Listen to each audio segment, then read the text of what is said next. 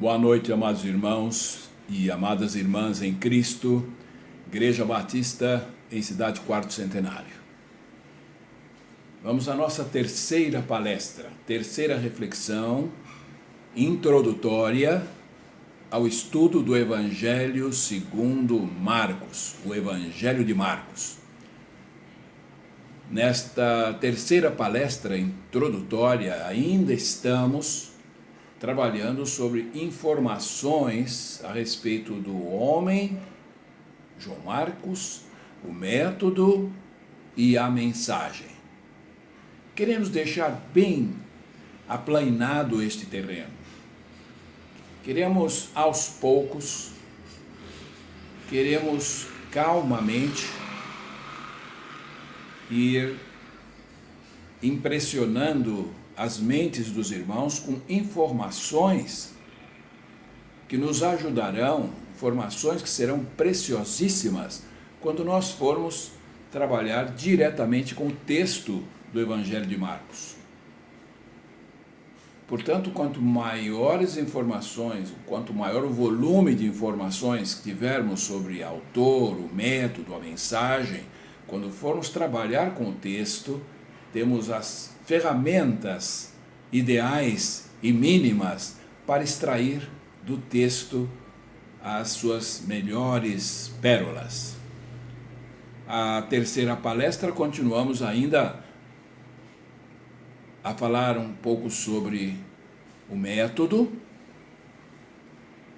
relembrando os irmãos o que já dissemos, que notamos no Evangelho de Marcos uma omissão referente aos títulos divinos de Jesus.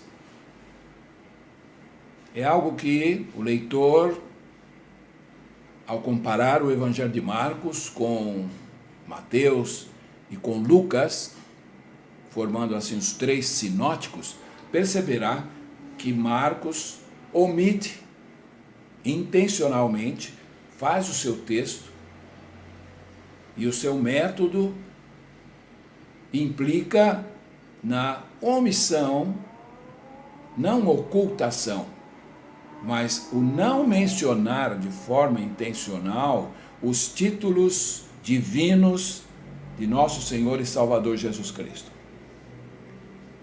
As pessoas podem tender a pensar que quando omitimos títulos a respeito da divindade de Jesus Cristo, títulos divinos, de alguma maneira é uma forma de desdenhar a pessoa e o nome de nosso Senhor Jesus Cristo. Isto não é correto, isto não é verdadeiro. E Marcos nos deixa bastante à vontade, nos deixa bastante tranquilos em relação a isso, porque o método de Marcos foi exatamente este: entrar no anúncio do Evangelho na pessoa de Jesus Cristo, pelo caminho, conforme já vimos, da abordagem de Jesus como o servo de Javé, o servo sofredor. E não é demais relembrar e repetir, porque a repetição é a mãe do conhecimento, que é em 10:45 nós temos a expressão chave, o versículo chave a respeito do tema de Marcos, porque o Filho do Homem não veio para ser servido, mas para servir e dar a sua vida em resgate de muitos. Até porque a única vez que Marcos menciona o título de rei em relação a Jesus Cristo é quando Marcos escreve a narrativa da crucificação. E os irmãos vão se lembrar que é exatamente porque sobre a cruz de Jesus Cristo Pilatos mandou colocar uma placa dizendo Jesus Nazareno, rei dos judeus. De modo que João Marcos faz esta única referência a Jesus Cristo como rei ao citar o que está escrito na tabuleta de Pôncio Pilatos. Não temos, por exemplo, em Marcos, como já vimos, o que diz Mateus, o nome do Filho de Deus, o nome será chamado Emanuel, que significa Deus conosco. Esta frase não se encontra em Marcos. Isso não significa que Marcos não cresce que Jesus é Deus conosco. Significa sim que ele intencionava ou tensionava destacar outro aspecto do Messias, ou seja, o servo de Javé, ou servo sofredor.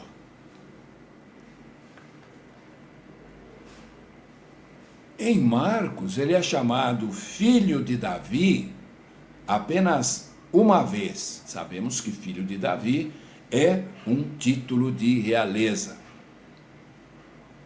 um significado bastante elevado a respeito da pessoa de Jesus Cristo.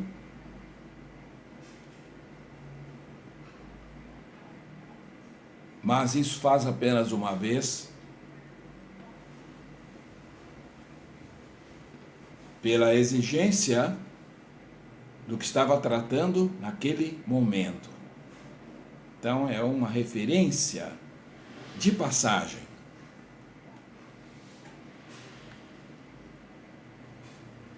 Jesus, portanto, é tratado por Marcos em seu evangelho mais como mestre. Mesmo em passagens que os outros evangelistas usaram Senhor, passagens paralelas na mesma ocasião em que os outros, Mateus e Lucas, usam Senhor, Marcos prefere o termo mestre para Jesus Cristo.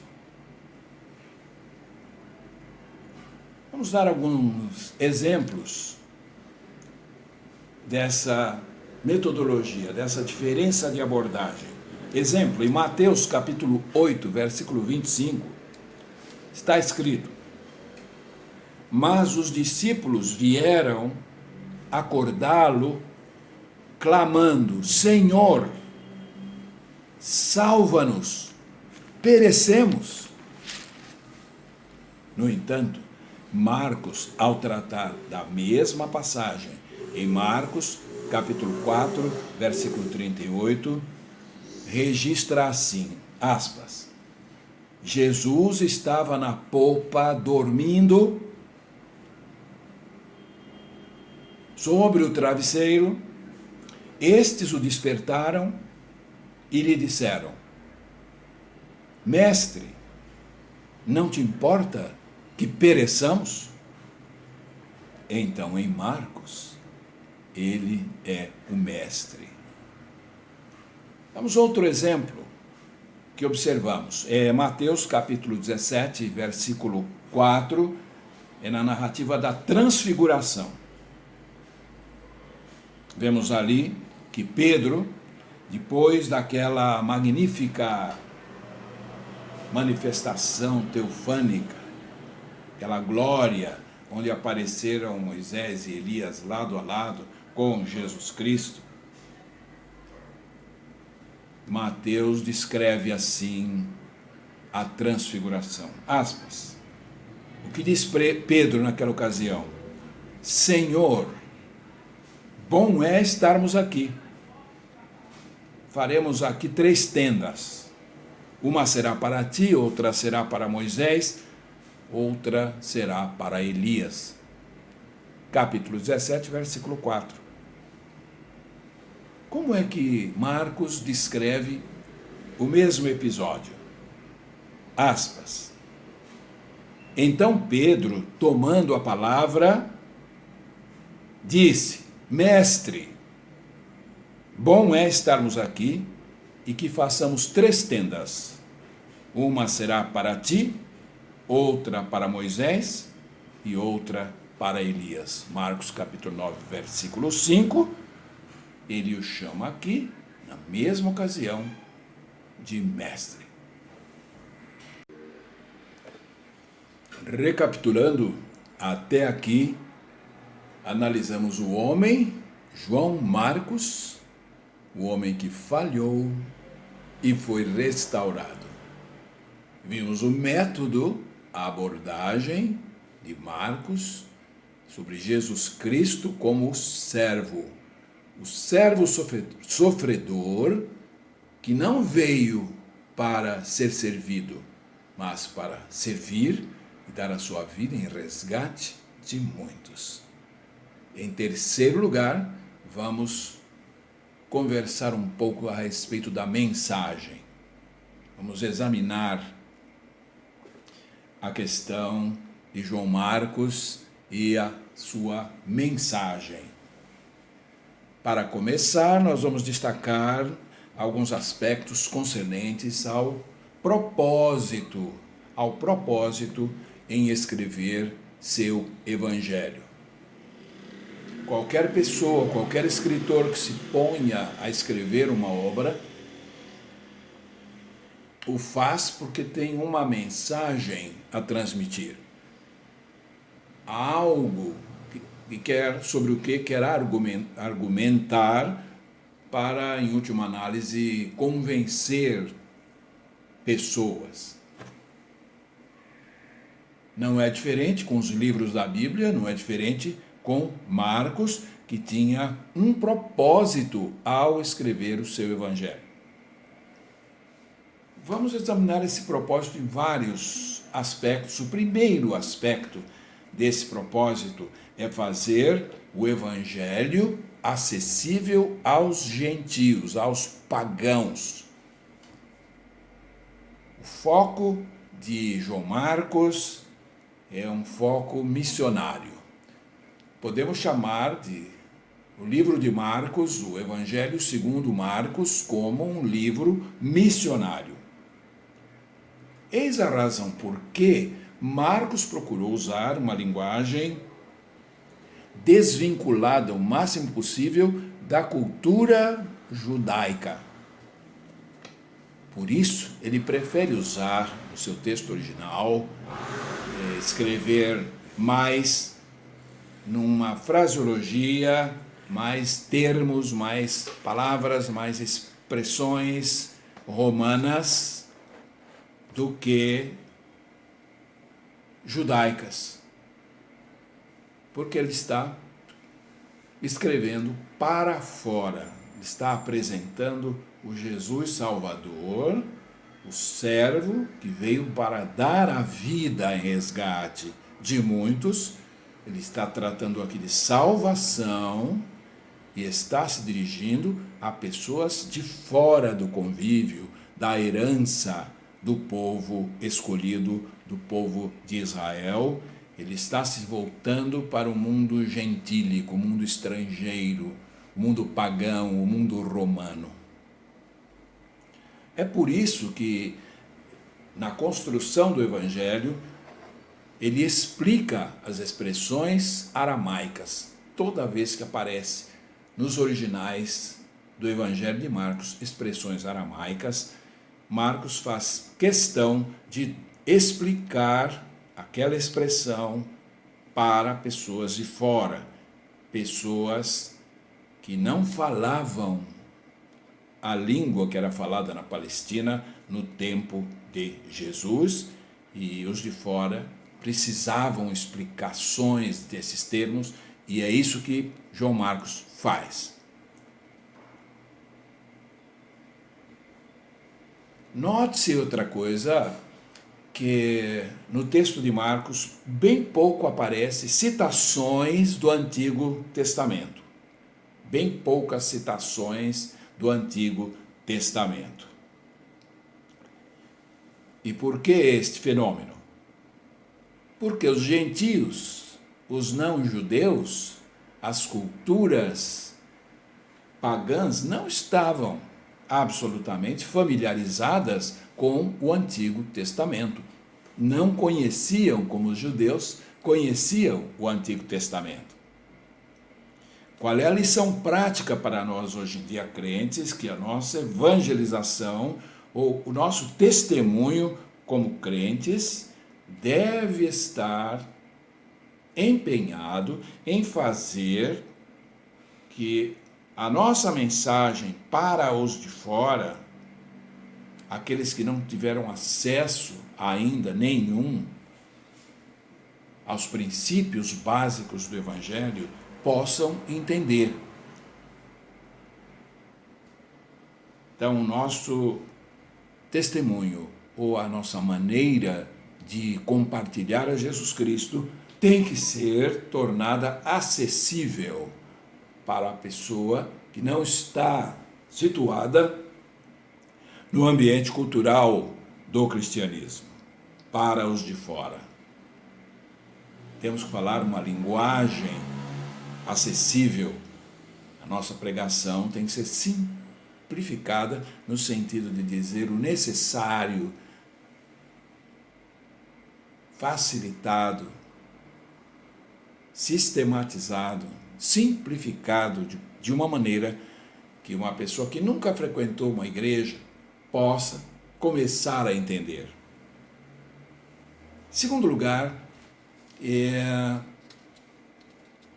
porque a primeira preocupação é missionária, é fazer a mensagem compreendida para os de fora. Em segundo lugar, João Marcos quer defender ou destacar o aspecto da cruz de Cristo.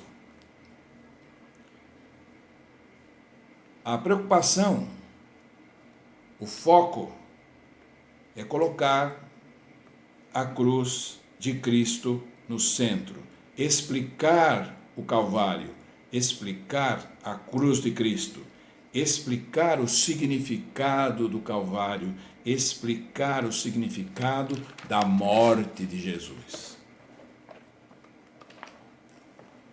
Marcos quer deixar claro que a morte de Jesus não foi um acidente, não foi um evento fortuito, trágico e inesperado, mas ele quer demonstrar no seio do seu evangelho que o Calvário, Cristo veio para morrer e que a cruz estava no plano de Deus desde antes da fundação do mundo. De fato, Jesus dissera a seus discípulos que viera para morrer.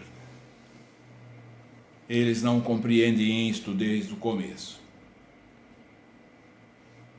Então, o que Marcos quer demonstrar no seu evangelho, deixar claro, transparente no evangelho, é que Deus, desde a eternidade, escolhera estabelecer seu reino através da morte humilhante, da morte de um maldito, da morte do seu filho como de um malfeitor. Era via crucis que Deus traria seu reino para os homens. Através da morte, da humilhação e da vergonha do seu filho, que Deus fizera um servo, que viera para servir e dar a vida em resgate de muitos. Esse era o único recurso pelo qual Deus estabeleceria o seu reino entre os homens. Esta morte era, portanto, uma gigantesca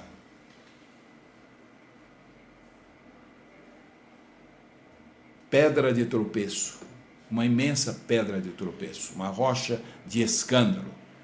E essa questão da cruz não ser assimilada, não ser compreendida e não ser aceita, aconteceu também em Israel. Mas não foi menos o escândalo da cruz para os gentios. Messias deveria morrer em vergonha. Não viria apenas como um servo, mas um servo que viria para morrer numa cruz como um criminoso. A mentalidade grega e a mentalidade romana não poderiam conceber um Salvador que precisasse morrer por outros. E, além do mais, de forma tão ignominiosa, e depois ressuscitar.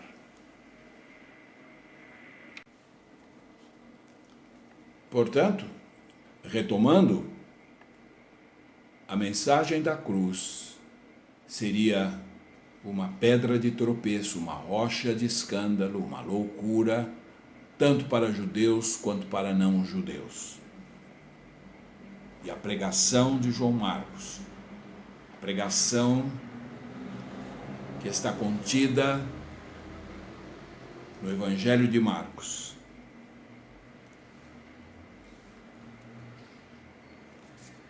é uma tentativa ou um empreendimento do evangelista de dizer por quê. Por que desta morte? O Evangelho de Marcos é uma explicação, digamos assim, magistral, em que o evangelista, iluminado pelo Espírito Santo, como que simplifica o máximo possível, tira todos os aspectos que naquele momento, primeiro, pessoas que tinham conhecimento zero a respeito das boas novas. E Marcos queria explicar esse mistério. É interessante que ainda hoje a cruz é uma pedra de tropeço para aqueles que não creem. Foi assim no tempo de Marcos. Paulo se queixou do mesmo problema e é o mesmo no século 21.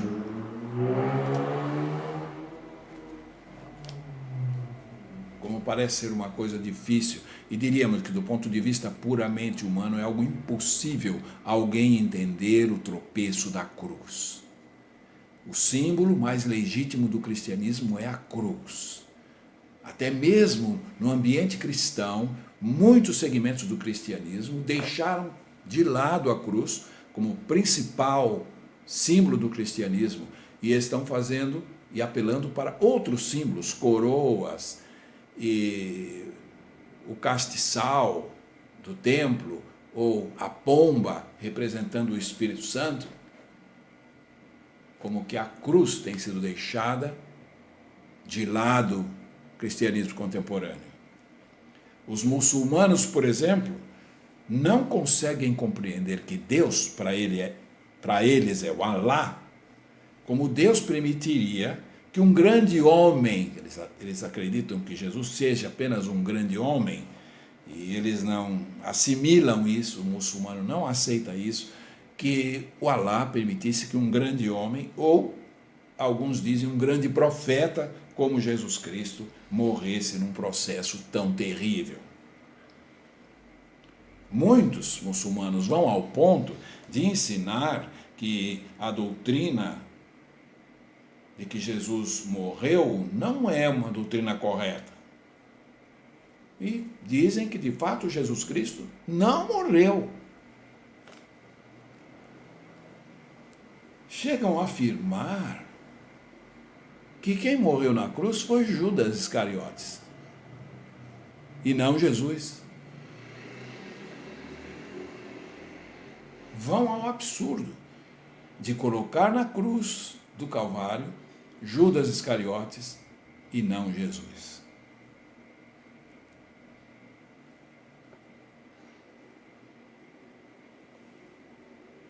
Mas para Marcos,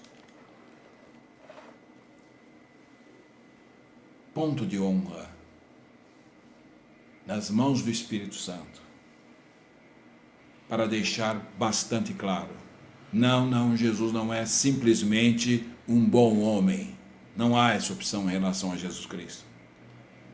Não é simplesmente um dos profetas, ou mesmo um grande ou o maior profeta até o seu tempo. De fato, o Filho de Deus, Jesus, precisava morrer. Jesus precisava ser entregue nas mãos de homens ímpios nas mãos de pecadores, homens vis, sim, Jesus precisava ser morto para que pudéssemos ser salvos.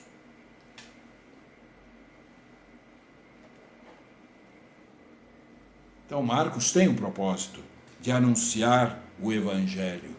E anunciar o Evangelho, para Marcos, é sinônimo de anunciar a cruz. Jesus Cristo e esse crucificado.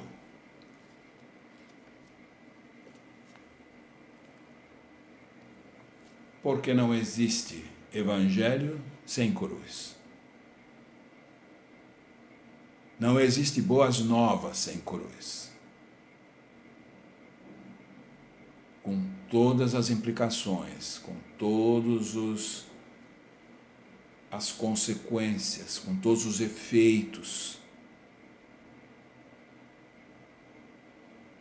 presentes no sacrifício real, verdadeiro de Jesus Cristo, o Cordeiro de Deus inocente, puro e imaculado, que foi entregue sem abrir a sua boca, morrer por nós. Então Marcos tem um propósito, anunciar o Evangelho, e isso significa explicar a cruz. Mas há um terceiro propósito, e esse terceiro propósito tem a ver com a perseguição que os crentes vinham sofrendo no seu tempo. Implacável perseguição. Tribulações inimagináveis para nós hoje em dia. Angústias, exílio, perda da liberdade, confisco dos bens. Quando não, o suplício, o martírio, pela espada, pelas feras, pelo fogo.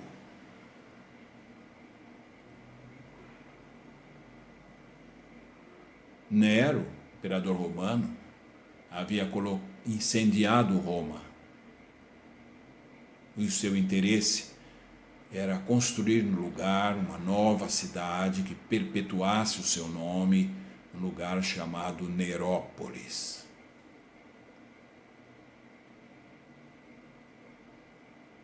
E, evidentemente, o incêndio de Roma causou uma comoção sem precedentes na maior cidade do mundo, na época. E a suspeita de que Nero havia feito isto fez com que Nero, para distrair a atenção, culpasse os cristãos por este incêndio, porque diziam, esses cristãos andam dizendo que o mundo vai terminar em fogo. Por isso, eles são os incendiários. E promoveu uma perseguição selvagem contra os cristãos, onde muitos, milhares de crentes foram mortos das maneiras mais cruéis. Nero, inclusive, chegou a fazer banquetes iluminados com tochas humanas, com cristãos embebidos em combustível e acesos à noite para iluminar o seu banquete. Um segmento importante da igreja estava passando por esta situação, por sua fidelidade a Jesus Cristo. E Marcos vem dizer o que foi que Jesus Cristo fez por amor a nós. O que é que o servo sofredor fez por amor a nós. O que o Senhor da glória, na segunda pessoa da Trindade, esvaziando-se da glória, tomou a forma de servo e veio para morrer e dar a sua vida por nós.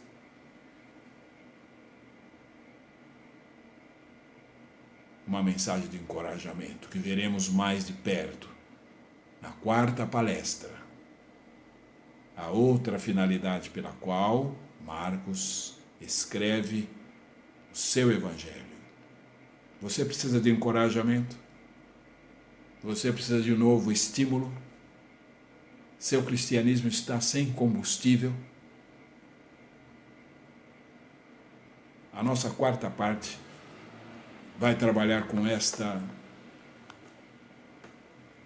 preocupação de Marcos no seu evangelho. É puro nutriente espiritual para você e para mim, para recuperarmos um cristianismo de abnegação, de valentia, de coragem. Um cristianismo de entrega, de sacrifício, de heroísmo até, se pudéssemos usar esta palavra. Que Deus nos abençoe, guardemos no coração essas informações, estamos fazendo uma construção para depois, em cima dela, trabalharmos com o texto do Evangelho de Marcos, especificamente. Deus abençoe, uma boa noite de domingo, uma feliz semana e até domingo que vem, permitindo-nos Deus. Amém.